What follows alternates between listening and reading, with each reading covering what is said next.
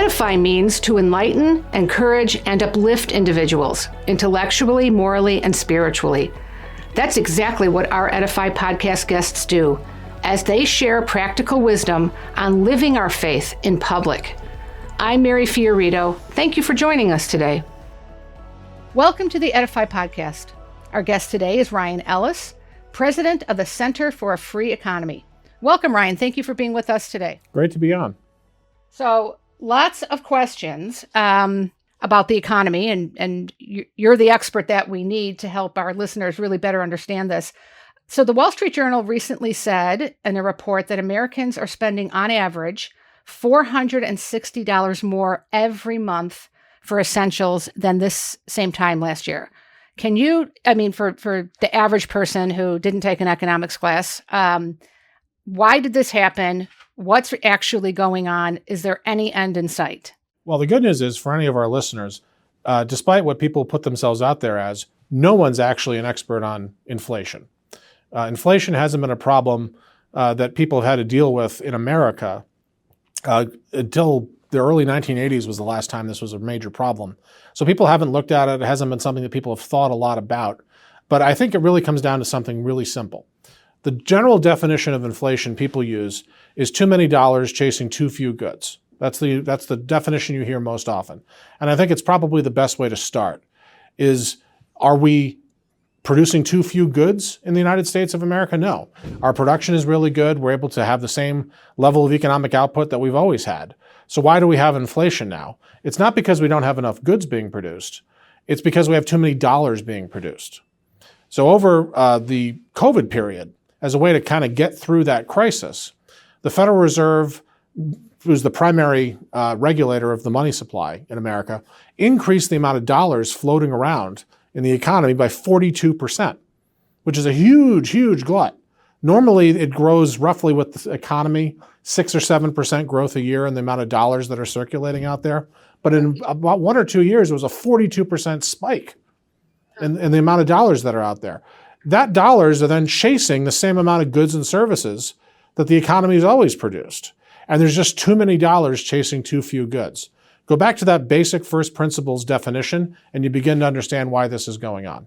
I get the too many dollars chasing too few goods. Is that because of the supply chain issues that we keep hearing about? Why are there too few goods? Because the excuse the administration seems to be using is that it's these supply chain problems, or is there something more to it than that? Well, there was a video series that Milton Friedman, who's a Nobel laureate economist, that really nailed how inflation works. He did this all the way back in the 1970s for PBS. And he asked a similar question to what you just asked. The way he asked it at the time, it wasn't supply chain. It was, are unions demanding wages that go too high? Or is it oil shocks from the Mideast? The things that were on the headlines in the late 1970s. Today, we might hear about something like supply chain crises or a problem with the war in the Ukraine all those are symptoms of what inflation has. It's as if you're looking at a system that starts here and goes down the chain this way, and you start in the middle. All right, those are things that are in the middle. The very beginning of the chain is that 42% spike in the money supply. All that stuff has secondary effects like you've described. The supply chain crisis, all the other things that we hear about that are, quote, causing inflation, they're not causing inflation. They're the second order effects of having too much money supply.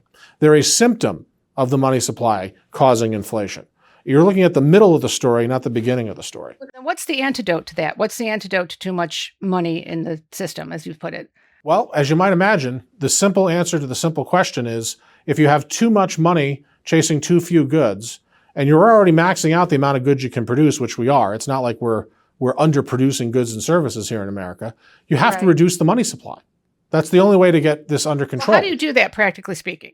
Well, practically speaking, first of all, it's not as Herculean a task as you might suspect, because the money supply wasn't flat before.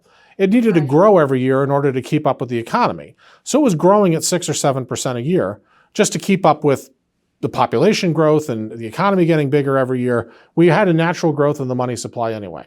So even if we did nothing, even if the money supply was flat from here, the trend would catch up after several years. Okay. We don't want to wait several years, though. We don't want to wait several years for inflation to work itself out. So in addition to that, you actually want the money supply to start to curve downward a little bit and meet that trend. So the question is, how do you do that? Well, one way you do that is the Federal Reserve can raise interest rates. Well, when the Federal Reserve raises interest rates, what happens? We're seeing it now with the 30-year mortgage, for example. 30-year mortgages have doubled in the interest rate in the last year. They were in the low 3s, now they're in the low 6s if you wanted to get a 30-year mortgage. What that should do is it should mean people are going to be taking out fewer mortgages from banks. They're going to be taking out fewer refinances from banks. They're taking less money out of the banking system. More money remains in the banking system.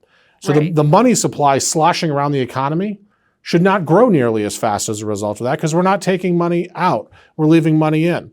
Also, let's say that your local bank or credit union is offering a higher rate of interest on deposits when you put your money in. You're going to have an incentive to take cash out of your wallet and put it into the bank. So you're surrendering money voluntarily from the economy back into the banking system. The banks themselves are customers of the Federal Reserve. They might take their reserves of cash and put it into the Federal Reserve because the Federal Reserve will pay interest on that cash higher than what they used to pay. Okay. So it's all these dynamics of consumers and businesses putting money or not taking money out of the banks or putting them back in, and the banks putting money into the Federal Reserve. You're slowly draining the money supply a little bit of this excess supply of cash that's out there in the economy, and it's going back to who originally created it, which is the Federal Reserve. You're returning this excess supply. Well, let's switch to another topic that's also very much in the news, and that's prescription drugs, particularly prescription drug prices. And Chuck Schumer and the Democrats are looking to place these price controls, these caps on what people pay for their prescription medications. Can you talk a little bit about why that actually hurts the poor rather than helping them? Well, just before Congress left for August recess, they passed a hilariously named bill called the Inflation Reduction Act, which does nothing. It's a totally accurate title, except Inflation Reduction and Act. Other than that, it's a completely accurate bill title. One of the things the Inflation Reduction Act did was it's imposed price controls on ultimately up to 60 prescription medicines that are paid for through the Medicare program. So Medicare is the program for older people. Medicaid is the program for poorer people. People get those two confused. So I always like to put the distinction out. Oh, I confuse them all the time. Yeah. And as you might imagine, the elderly population, those 65 and older, are the ones most likely to consume prescription medicines. Sure. So they're it's dependent on them. Yeah, absolutely. Yeah. I mean, you see these. They're dependent. We go over our grandparents and grandparents' house and we see these pills that every day with the plastic, and there's 6 of them in there for every day, right? So they're the ones that are consuming most of these. So it's really important that we get prescription drug pricing and policy correct for the elderly population, because that really is the lion's share of who's taking these drugs.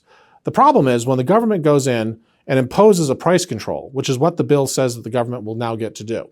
They will tell the drug manufacturer, you might want to sell that for $25 a dose. We're only going to pay you $15 a dose.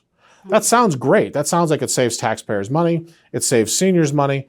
What's the problem? The problem is that every time the government has ever imposed a price control, an artificial mandatory price control on a good or service, the first thing that happens is the manufacturer is going to say, well, I'm going to make barely as much of that as I need. And you run into a supply shortage because you can't force somebody to lose money. So if you did that with, you mentioned that you live in Chicago and you get those awesome Italian beef sandwiches in your neighborhood. If the government, if the city of Chicago or the state of Illinois came in and said, we're only going to let you sell those for $1 a sandwich, and you can't sell them for any more than $1 a sandwich, then what you would see is a lot of Italian beef sandwich places would start to shut down because they can't make any money.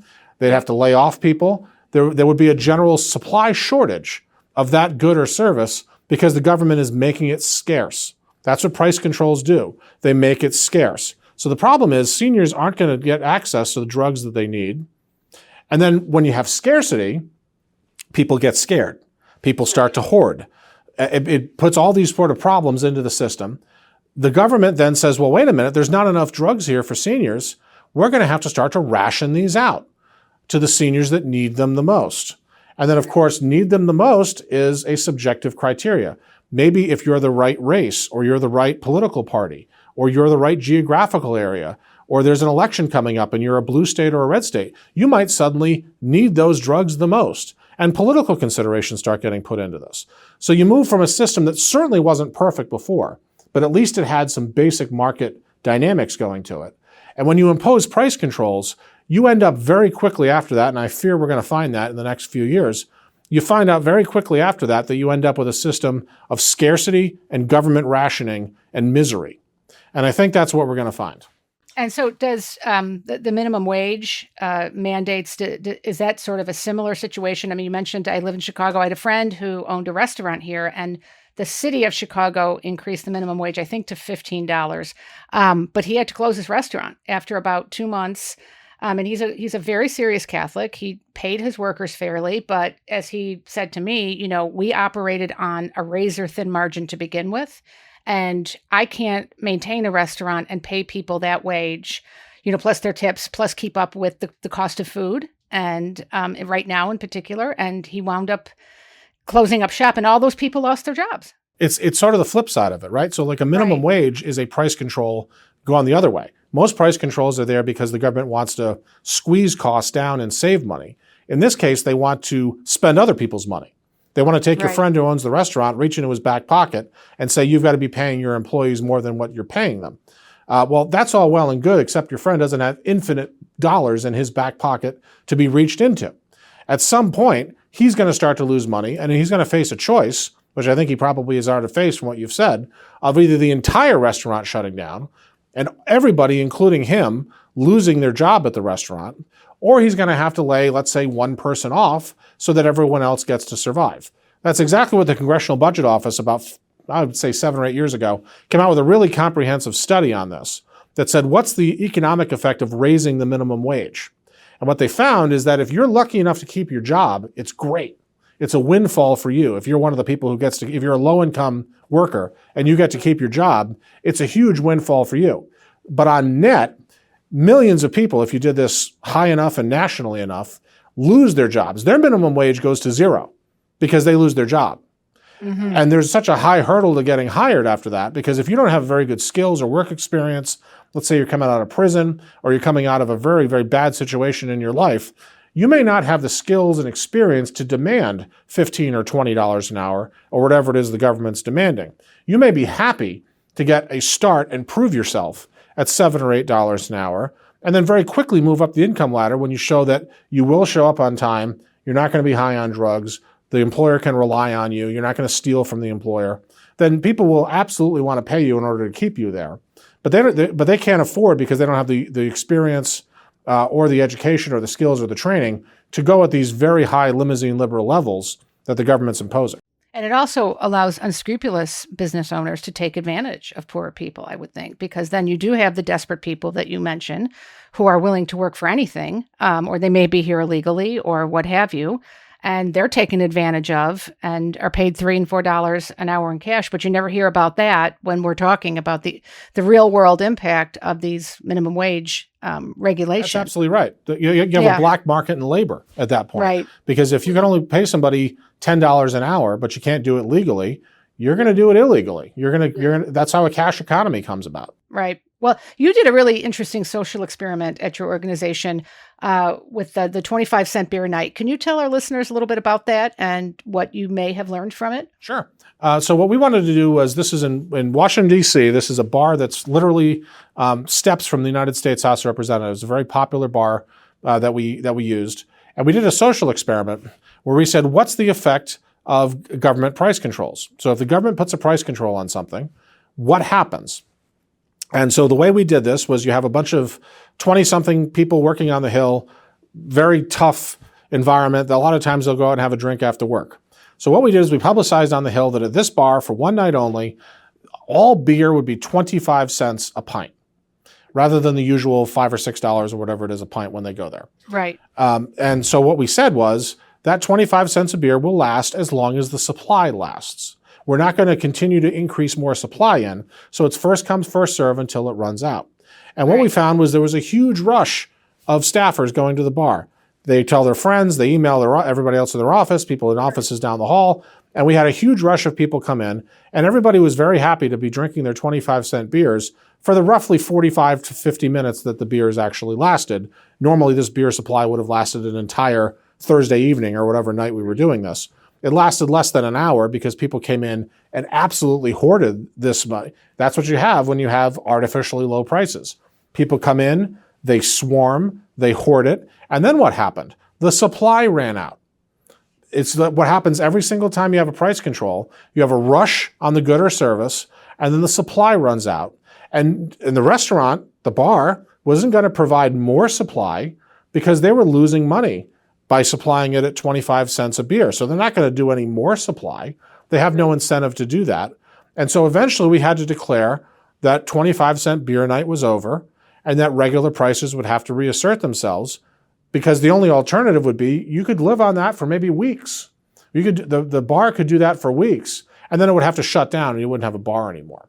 So that was the lesson we were giving people. There's no such thing as a free lunch. Prices are set at a certain level by the market, not because people are mean, not because people are cruel, but because that's what it costs in order to provide that good or service. And we can, as Catholics, help people if they are in temporary need of help to get the goods and services they need. But on a nationwide level, if you start imposing prices controls, wage controls, then you are going to absolutely screw up the economy. And of course, the first people that get hurt when the economy gets screwed up is the poor. Well, one of the things I was very touched by when I listened to your EDIFY episode is you're talking about that preferential option for the poor and the church's true concern that the poor be able to live a life with dignity. Can you talk about inflation as a social justice issue? Because I don't think a lot of people think about it that way. Well, the people in our society who are least able to handle shocks to the economy, who are least able to negotiate something or work out a financial way to deal with uncertainty, are poor people.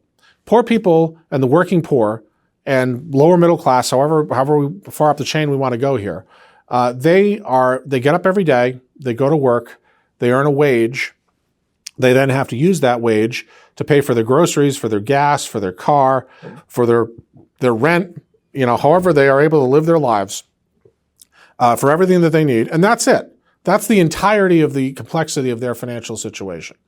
If inflation comes in, you have more sophisticated people all the way up the chain who are able to use inflation and say, hey, inflation's coming. I should take on a lot more debt before interest rates rise so that inflation reduces the real value of my debt. That's something that I did and a lot of middle class to upper middle class to wealthy people did. Back when interest rates were very low, we took all the cheap debt we could get, knowing that when the inflation inevitably came, it would monetize that debt, which is a fancy way of saying make it less burdensome to the person that owes the debt. Who doesn't get to do that, who doesn't get to play those games, is the poor. And now we're looking at it the other way. You can purchase what are called I-bonds now for close to a 10% rate, which is a government inflation-adjusted treasury bond. You can put money in the bank and get 2 and 3%, whereas before you were getting a fraction of a percent. You know who doesn't have extra money to do that? The poor. The poor are doing exactly what they did before inflation came and before all these interest rate changes happened. They're getting up every day. They're earning the best wage they can for their family. They have to use that money to pay for gas and groceries and their car and their rent. And they are finding that gas and groceries and car and rent is shooting way through the moon because of all these factors they can't control. It is a deeply unjust thing for the rest of the society to say we're going to monkey around with the money supply and interest rates, and we're not going to care, really, how that impacts people who have no ability to adjust to those changes, and that's the poor. So as a Catholic economist who is invested in these issues, how, if the Biden administration came to you and said, we'd like, from a Catholic social justice perspective, your advice on sound economic policy and how we really can best address these issues of inflation to make certain that the poor aren't a victim of them, what would you say? Well, I'd say, first of all, stop the bleeding. Stop what you're doing that's making it worse. That's always the first, whenever you have a problem, if you're feeding that problem, stop making it worse. So the way that the Biden administration and Democrats have been making it worse is they've taken all this extra money that the Federal Reserve, which is really the prime problem here, not the politicians, it's the Federal Reserve. They created all this extra money, but it didn't require the politicians to then take that money, put it in a helicopter, drive around in the air, and dump all the money out of a helicopter so people could get cash. So you've seen that with most recently the student loan bailout. where they're trying to, that is a form of what we're talking about. There's been about a half a dozen of those things ever since COVID started, where they're just dumping money out of helicopters every few months. You've got to stop doing that because that's making inflation worse. So you stop doing that. That's number one. Number two, let's go back to our original definition. You have too many dollars chasing too few goods and services. That's what inflation is caused by. Well, we've sort of handled the too many dollars side already by talking about interest rates and stopping throwing money out of the helicopter. One of the ways we can increase production is by increasing energy production.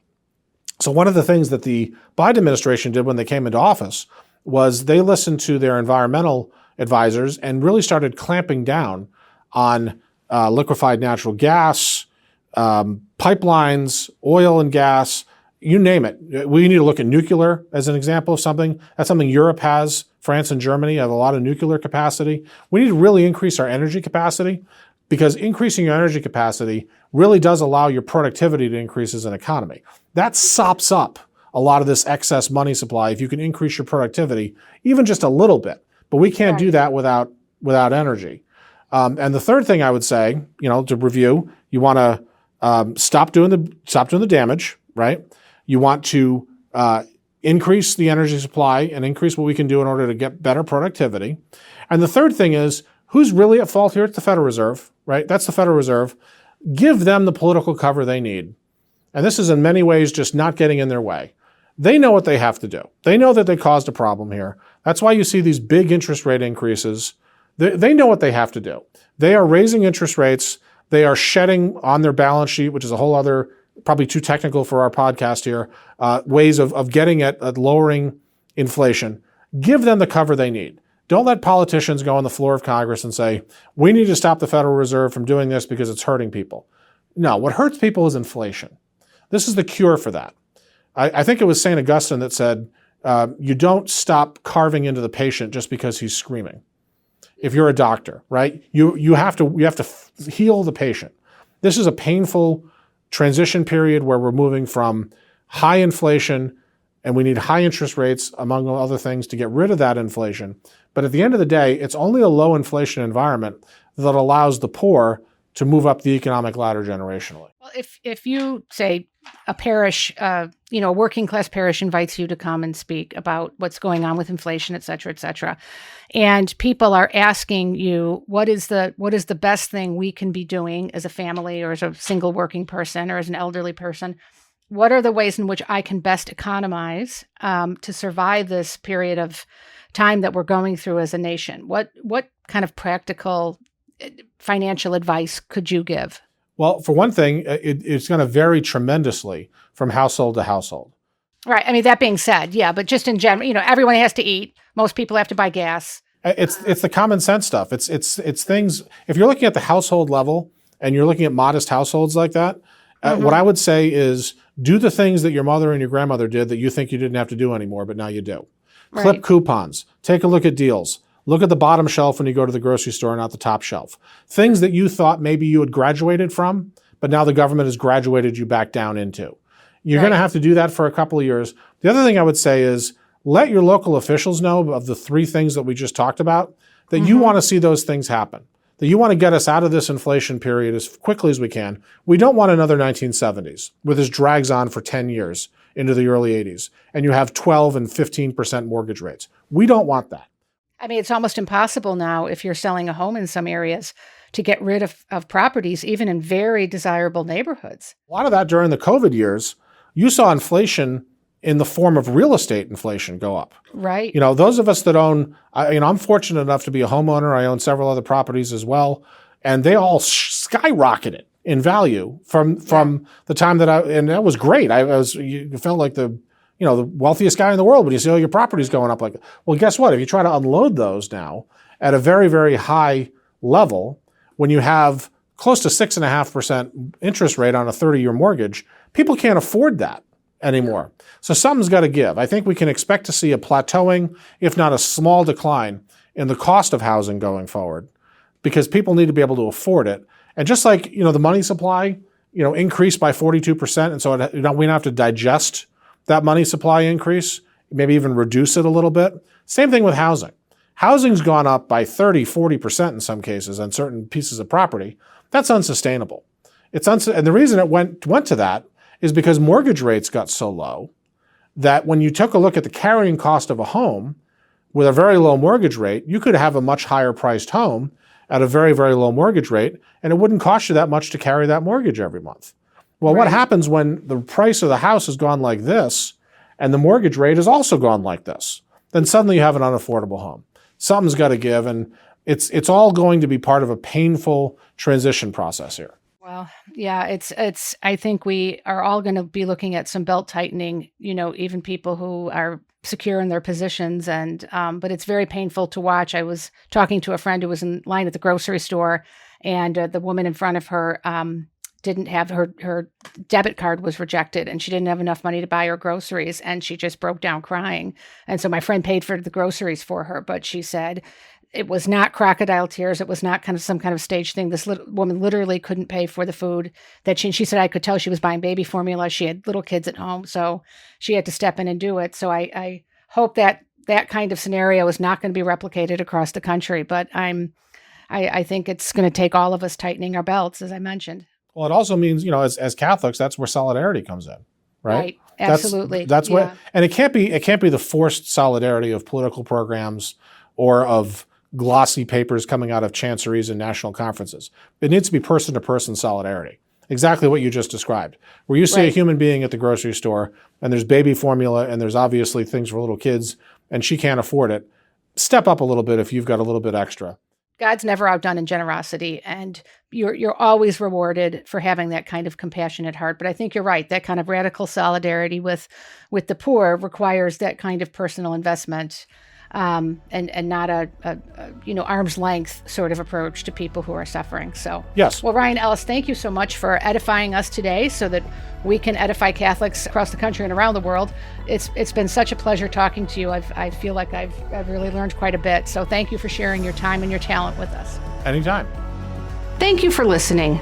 To make it easier for you to listen to future EDIFY Podcast episodes, please make sure you subscribe over at Apple Podcasts, Spotify, or wherever you listen to your favorite podcasts. Thank you.